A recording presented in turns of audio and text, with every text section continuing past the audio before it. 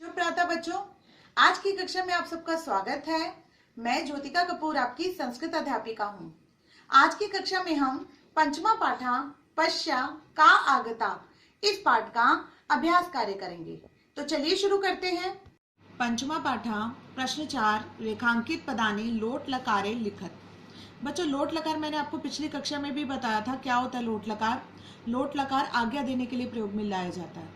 तो यहाँ मैंने लोट लकार पट धातु का लोट लकार एक दिया है। चलिए पहले इसका अभ्यास करते हैं और इसका अर्थ क्या है वो जान लेते हैं। लोट लकार पट धातु, पट का अर्थ होता है पढ़ना। तो यहाँ बना प्रथम पुरुष में पठतु, द्विवचन में पठताम और बहुवचन में पठंतु। एक बार इसका उच्चारण सिखाती हूँ। पहले पठतु पठताम पठंतु, पठ पठतम पठत, पठानी पठाव पठाम। बच्चों, जो पठतु होता है ना, इसका अर्थ होता है पढ़े।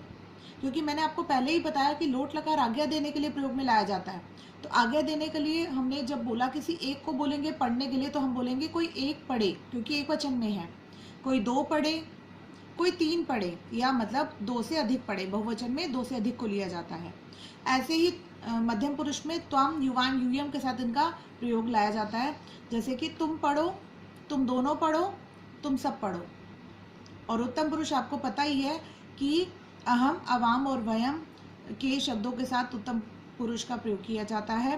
तो हम लेंगे अहम पठानी, मैं पढ़ूं, अवाम पठाव, हम दोनों पढ़े, वयम पठाम, हम सब पढ़े। ठीक है। तो इस तरह से यह धातु लोट लकार की चलती है।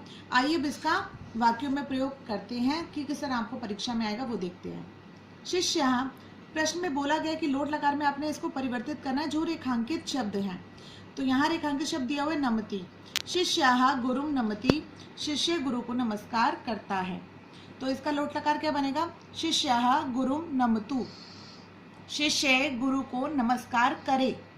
तो नमति मतलब नमस्कार करता है, नमतु मतलब नमस्कार करे, यानी आज्ञा दे रखी है। ठीक है, तभी लोट लकार का प्रयोग हुआ। ते व्यायाम कुर्वन्ति, वे सब व्यायाम को करते हैं। और कुर्वन्ति शब्द में रेखांकित है, यानी हमें इसका लोट लकार बनाना है। ते व्यायाम कुर्वन्तु, वे सब व्यायाम को करें। आज्ञा दी है, क्योंकि लोट लकार में आज्ञा दी जाती है।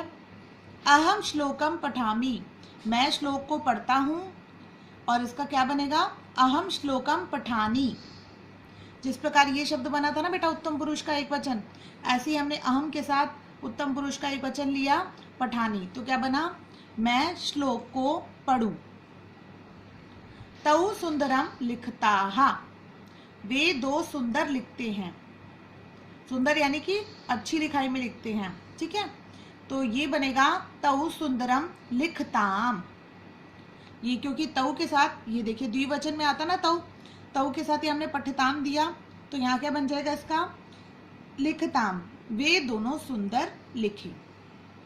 वयम शीघ्रम गच्छामः, हम सब शीघ्र ही जाते हैं। तो इसका क्या बनेगा? वयम शीघ्रम गच्छाम, क्योंकि वयम के साथ उत्तम पुरुष का बहुवचन के साथ वयम आता है, और वयम के साथ यहाँ पर हमने क्या देखा कि पठाम दे रखा है। तो हमारा क्या बनेगा? गच्छाम। बच्चों, प्रश्न 4 आपने अपनी कार्य पुस्तिका में पूर्ण करना है, और उसको बड़े सुंदर तरीके से पट धातु भी इसके साथ आप लिखिएगा कि ये मैंने आपको उदाहरण के लिए समझाई है। तो इसके बाद हम अगला प्रश्न पर आते हैं। आइए प्रश्न 7 पर। दत्त पदा नाम सहायता प्रश्न निर्माणम कुरु, दिए गए पदों की सहायता से प्रश्न निर्माण को करें। बच्चों, ये कुछ शब्द ना आपकी पुस्तक में यहीं पर दे रखे हैं। ये जो वाक्य दे रखे हैं इनके आगे दे रखे हैं। तो मैंने इन्हें नीचे लिखा है, और इनका सबका अर्थ आपको जो है समझाने के लिए बिल्कुल अलग से इसका अर्थ भी लिखा है। तो पहले ये जान लेते हैं कि किसका क्या अर्थ है, उसके बाद हम इस प्रश्न का उत्तर निकालते हैं। देखिए, किम का अर्थ होता है क्या, कुत्र का अर्थ होता है कहाँ। जैसे हम हिंदी में बोलते हैं कि तुम कहाँ जा रही हो, कि वह स्थान कहाँ है, तो उस कहाँ के लिए कुत्र का संस्कृत में प्रयोग किया जाता है। किमर्थम, किस लिए। जब हमें किसी के लिए बोलना हो कि किस लिए कार्य हो रहा है, या तुम किस लिए ऐसे करोगी, या किस लिए ऐसा हुआ, तब हम किमर्थम शब्द का प्रयोग करते हैं। कदा का अर्थ है कब। जब भी आपका जो है पूछा जाए कि शाम, दिन, रात, इस तरह के शब्द आए कि रात में ये काम हुआ, दिन में हुआ, तब हम कदा शब्द का प्रयोग करते हैं कब के लिए। क्योंकि हिंदी में हम बोलेंगे ना कब हुआ ये काम, का शब्द कौन, स्त्रीलिंग और एक वचन को बताता है। यदि किसी लड़की के बारे में हम बोले कि वह कौन है, तो कौन के लिए हम का शब्द का प्रयोग करेंगे स्त्रीलिंग के लिए, और यदि किसी पुल्लिंग के लिए, किसी पुरुष के लिए हम पूछ रहे हैं वह कौन है, तब हम कहा शब्द का प्रयोग जिसके साथ विसर्ग लगी है उसका प्रयोग करेंगे। देखिए यहाँ लिखा है मैंने पुल्लिंग एक वचन और स्त्रीलिंग एक वचन। आइए कति पर। कति का अर्थ होता है कितने। जैसे आप इंग्लिश में लिखते हो ना बेटा हाउ मैनी, कि कितने हैं आपके पास, तो हाउ मैनी शब्द जो है संस्कृत में हो जाता है कति, कितने। तो जब भी काउंटिंग दे रखी हो ना 1 2 3 4 इस तरह संख्या दे रखी हो, तब आपका कति शब्द का प्रयोग होता है, ये याद रखिएगा, ये एक नियम है बच्चों। कस्मिन, कस्मिन होता है किसमें। कई बार हम कुत्र और कुत्र के स्थान पर, यदि कोई वाक्य में शब्द आए सप्तमी भक्ति में, तब हम कुत्र के स्थान पर कस्मिन शब्द का भी प्रयोग करते हैं, जो कि सही होता है बेटा। कस्मिन और कुत्र ये दोनों ही शब्द बताता है किस में या कहाँ, इस तरह के शब्द अर्थ बनाते हैं। तो ये ना सप्तमी भक्ति का प्रयोग जहाँ पर भी होगा ना आपके प्रश्न निर्माण के लिए रेखांकित शब्द में, तब आप कस्मिन शब्द का भी प्रयोग कर सकते हैं। कई का अर्थ होता है किसके साथ। ये तृतीय भक्ति बहुवचन है बच्चों, तो किसके साथ, जब हम बहुवचन के लिए बोलते हैं ना कि किसके साथ कार्य किया गया, तो कई शब्द का प्रयोग किया जाता है। कस्य का अर्थ होता है किसका, षष्ठी भक्ति लगी है किम धातु के पुल्लिंग में, तो उसका किसका के लिए प्रयोग करना हो तब कस्य शब्द का प्रयोग किया जाता है। तो मैं आशा करती हूँ ये नीचे वाले शब्द तो आपको अच्छे से समझ आए होंगे। तो चलिए अब चलते हैं प्रश्न 7 पर। वयम स्वदेशे वसाम, हम सब अपने देश में रहें। तो बेटा स्वदेशी यानी कि अपने देश में, यहाँ पर लगी है सप्तमी भक्ति, तो हम इसका अगर उत्तर बनाएंगे तो हम लिखेंगे वयम कुत्र वसाम, हम कहाँ रहें, और पीछे प्रश्नवाचक चिन्ह। क्योंकि यदि आप हिंदी में भी इसका अगर जो है प्रश्न बनाओगे तो आप ये बोलोगे कि हम सब कहाँ रहें, तो कहाँ के लिए शब्द मैंने आपको बताया लेंगे पुत्र। एक बात और यहाँ समझा दूँ, यहाँ पर आप कस्मिन शब्द को भी यदि लेंगे तो भी वो उचित होगा, क्योंकि स्वदेशी शब्द में सप्तमी भक्ति लगी है, और सप्तमी भक्ति कस्मिन शब्द में भी किम धातु में पुल्लिंग में लगती है, तो ये दोनों ही शब्द यहाँ पर जो हैं उचित माने जाएंगे। आप कुछ भी शब्द लिख सकते हैं। आइए अगले वाक्य पर। सह अष्टवादने गच्छतु, वह 8 बजे जाए। देखो यहाँ पर भी लोट लकार का प्रयोग हुआ है ना गच्छतु और वसाम में, तो वह 8 बजे जाए। गम धातु का अर्थ होता है जाना, तो ये बना जाए।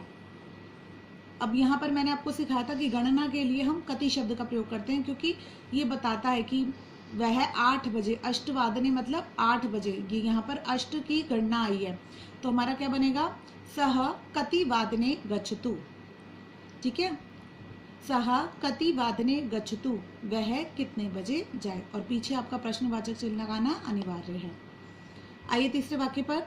छात्राः पठनाय आगमिष्यन्ति, छात्र पढ़ने के लिए, मतलब छात्रा शब्द यहाँ बहुवचन में है, तो बना बहुत सारे छात्र पढ़ने के लिए आएंगे। आगमिष्यति शब्द है बच्चों, इसका अर्थ होता है, गमिष्यन्ति शब्द का अर्थ होता है आएंगे, और जाएंगे, और आगमिष्यन्ति शब्द का अर्थ होता है आएंगे। तो छात्र पढ़ने के लिए आएंगे।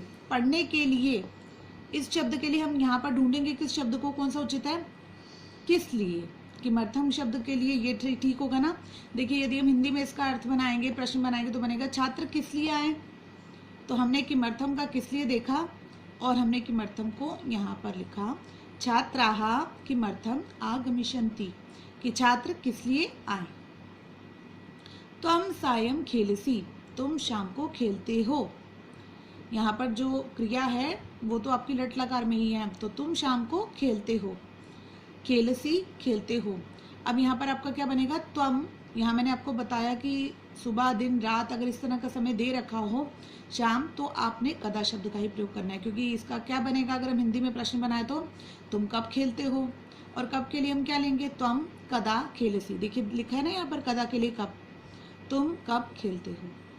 बच्चों अब आपका ना अभ्यास पुस्तिका में आपका कार्य, गृह कार्य केवल इतना है कि आपने प्रश्न 7 और प्रश्न 4 जो आज हमने पूर्ण किया, इन दोनों को जिस तरह मैंने ये कार्यपत्रिका बना रखी है ना, इस तरह से ही आपने पूर्ण करना है। तो मैं आशा करती हूँ आपको दोनों प्रश्न समझ आए होंगे। अगली कक्षा में हम आगे का अभ्यास कार्य करेंगे। आज के लिए इतना ही, धन्यवाद।